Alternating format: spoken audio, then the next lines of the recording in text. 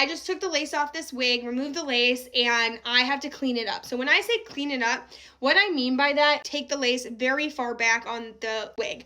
I personally just find that I like to take it up to where the knots start. But then the question becomes the ear tabs. So sometimes I will leave these, sometimes I won't. If you're finding that this is flipping up a lot, you can also glue it down or like wig tape. That really helps. But I just want to clean up this hairline together and maybe pluck a little at the top. So where the wig sits is going to depend on your measurements, and it may not always sit perfect. I think that's something that people kind of think like, oh, it should sit perfectly, but at the end of the day, these aren't custom made to your head, so it's not going to sit exact all the time, and you're just going to have to make some adjustments and decide what you are willing to deal with and what you're not, and how you like it to sit and how you don't. That's why I give you these videos, to give you ideas, but ultimately learning is the best way to figure out what we like and what we don't like. Me, I am going to remove that lace.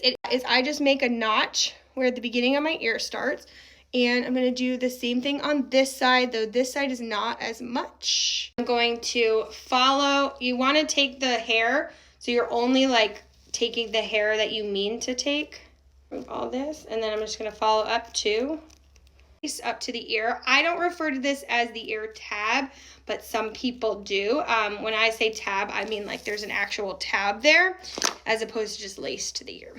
You do a little at a time. Perfect. So now it's like sitting like right at my ear. Now with mine, the actual cap kind of sits on my ear a little bit. So I'm just going to push that up, almost like tuck it underneath. And then I would be able to do that. I'm going to take, because I want a middle part on this. That's just how I like it. And then I'm just going to pluck the hairline.